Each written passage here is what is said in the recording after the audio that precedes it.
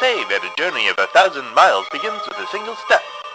Awkward if you're in a wheelchair. These are the recordings of Dr. Cornelius Fink.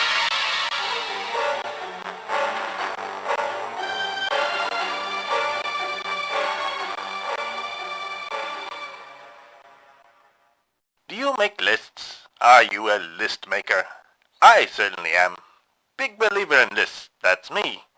For example, I write out every item that I need to acquire from the local market. But not only do I write out my grocery list, I then refine it, making a second version of that list organized by sections of the store. Why, I bet all the money in my pocket versus all the money in yours that I've saved hours thanks to the efficiency of my lists. However, recent events have made me question if I want to carry on with this habit. Strange items have begun to appear amongst the ranks of fruits and vegetables on my lists. Here is the list I wrote for last week's trip to the market.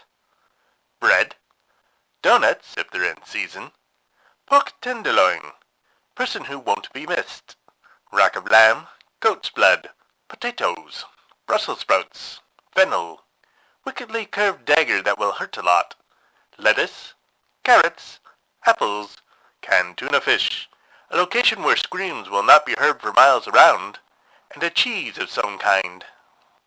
I simply don't remember adding some of those items. The handwriting is mine, although it becomes more haphazard and rushed when it comes to the more questionable entries. I assure you, I am most certainly not in the market for human sacrifices, and fennel is absolutely disgusting.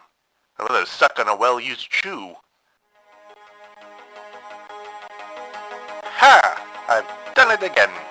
You know by now that I'm rarely given to trumpeting my own successes, but I must admit I'm simply delighted with my latest medical paper. Friendly phrenology. Small head? Don't worry. We'll still find something useful for you to do. If this one doesn't crack open the doors to the New England Journal of Medicine, I'll eat my own hat.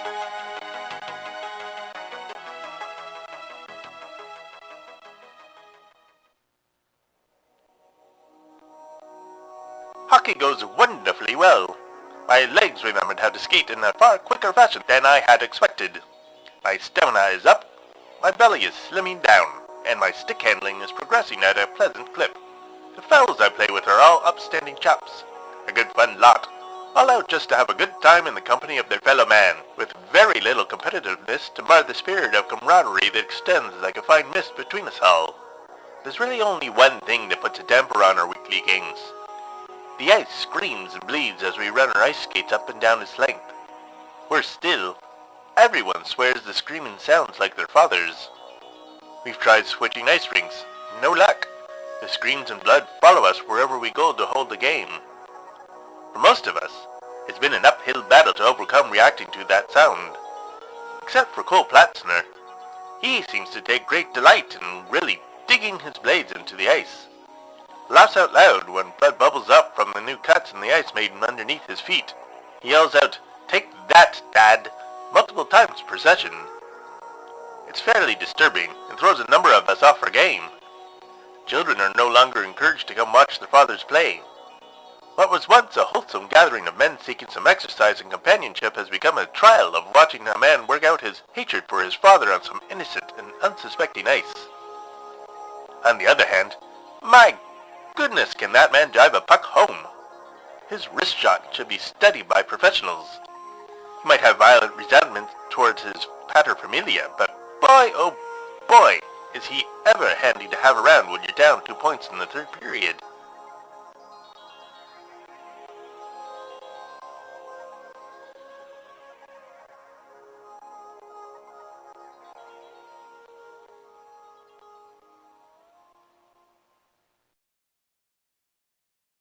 So, I must discuss last Tuesday night. Miss Weetamoo found a possible location of the mystery man that the bootleggers smuggled into the country. How did she find such information? I don't know. She wouldn't tell me. She did deign to inform me that he was being moved from location to location every night, so there was imperative that she get to him that night before she lost track of him again. She simply insisted on going after him. I insisted that she stay and relax because, as per usual, she was risking re-injuring herself. although by this point she's fairly well healed. She'll have scars for sure, but as near as I can tell her internal organs are all in better shape. It's just a matter of time making sure that every bit of her that was injured is allowed to heal to full health. But, being a creature composed almost entirely out of bull-headed stubbornness, she insisted on venturing out over my objections. Did I go with her? Of course I did. At least she hadn't snuck out this time, so I had the opportunity to offer my companionship. I insisted that if she tried to go out alone, I would physically restrain her. She seemed to find this quite amusing and patted my cheek. Possible woman. There was a hitch in the shape of a beautiful leggy woman that I was supposed to meet for a date. I had to call up Miss Commonprance and call off our rendezvous, one which I had been quite looking forward to. Miss Commonprance has the unique and quite wonderful ability to get me to, in her words, untie my knots, which I believe is her way of saying she knows how to get me to loosen up. She also has the ability to tell when I'm lying to her. So I told her that I was concerned for the well-being of a patient, which was true in its way, and I suppose true enough for Miss Commonprance to accept it as reason for my cancellation. She teased me about making sure my patient wasn't too cute, which hit a bit close to home, because I think that it can be objectively stated that Miss Weetamoo is a physically attractive woman, even if she does have the personality of a paper cut. Spring has yet to make its appearance here in Arkham, so we bundled up and ventured out into a Massachusetts winter night cold enough for the snow to squeak under our feet. We had to drive southeast, about half the distance to Martin's Beach by my reckoning. Miss Weetamoo had a hand-drawn map spread across her lap, and would occasionally use a flashlight to keep track of our position. She eventually called for a halt, and had me turn the car around, then pull off the road entirely, so that we could cover it with branches from nearby evergreen trees. She pulled the branches off with ease. I tried one and had to give it up as a lost cause. I suppose she was able to find older trees where the limbs had dried out. We crossed the highway and bounded into the forest, or at least Miss Weetamoo bounded. I, on the other hand, did a good job of finding every low-hanging branch with my face. It was pitch black in between those trees, yet Miss Weetamoo seemed to have no trouble at all with her navigation.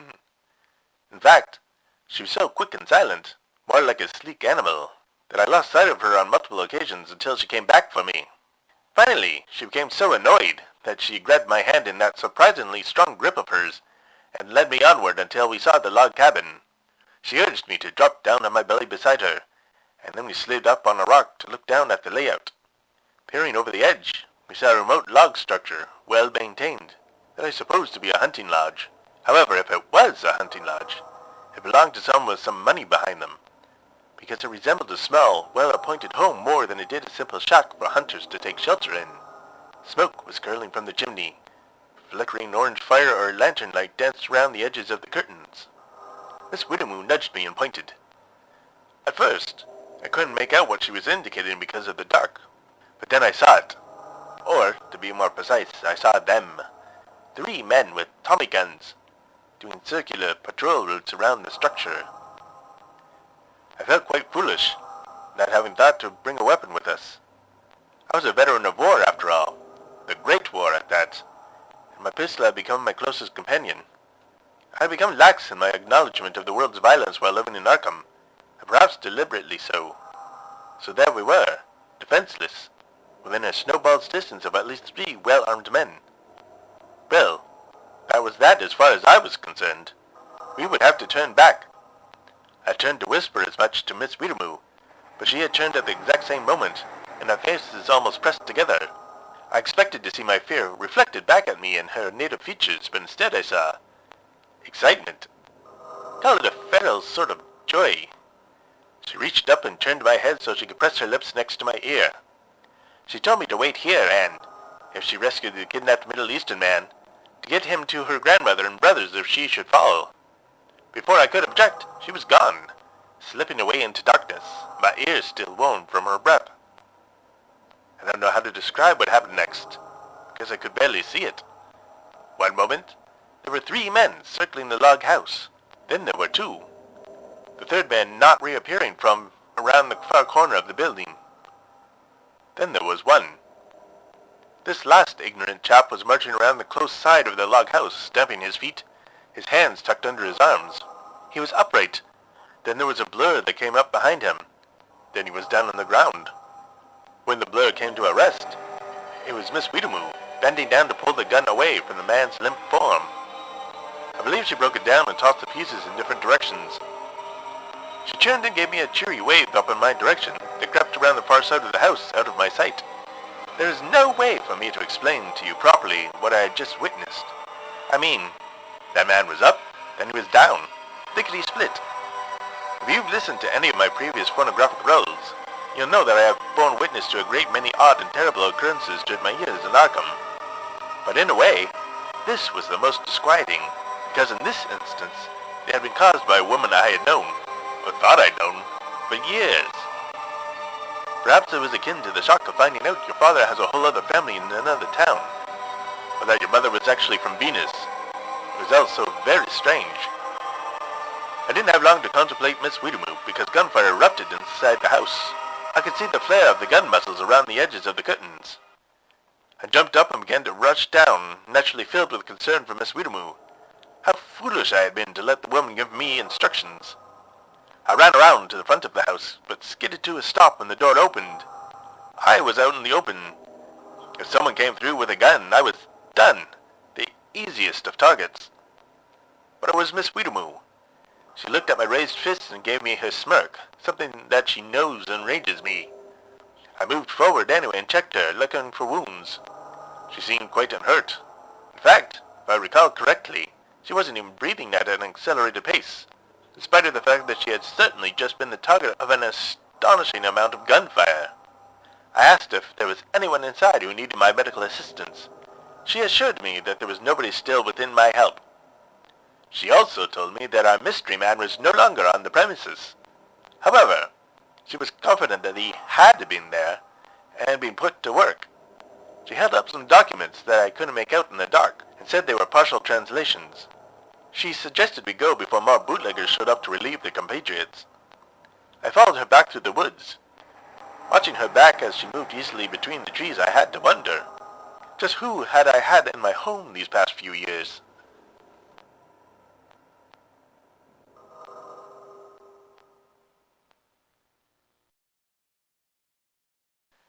The bitter cold continues to take a toll on the city. Last night a water main froze up completely and then cracked down by River Street. Normally, this could be counted as anything from an inconvenience to an outright disaster. But since it occurred along River Street, the trouble is contained to the warehouse district. That area of the city is where the warehouse workers and the infamous prostitutes of astonishing beauty ply their respective trades. Or would be, if most of the numbers didn't disappear over the coldest winter months. I suspect they all go off and hibernate. I point to the gills on their necks as evidence. Burst water mains can of course cause significant damage. They burst through and buckle the road, cause massive ice slicks, and deprive homes of fresh clean water. That being said, I think it's the wind that causes me the most unease. Or, to be more specific, the voices one can faintly hear singing within the wind. What are they singing? I couldn't say. The lyrics are faint, and possibly in a long-lost language. Who is singing? I couldn't begin to guess. Everyone who hears them is as clueless as I am on that score. Perhaps most worrying, are they sing to someone or something? My goodness, I wish spring would make an early arrival.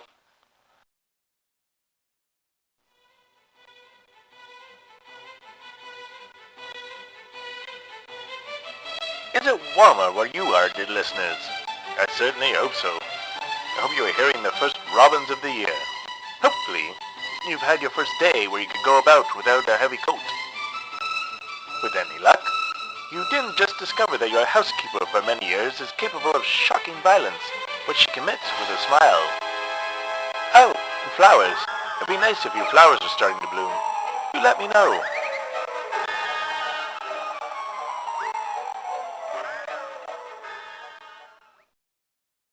The singing in the wind has become clearer over the past day or two. Well, we citizens are still in the dark about who is doing all that eerie singing, or why. We have at least clarified that the tune is Wendell Hall's It Ain't Gonna Rain No Mo. So that's nice.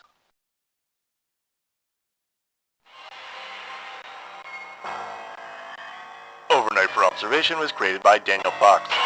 Daniel is the author of the horror novel Mash Your Motor.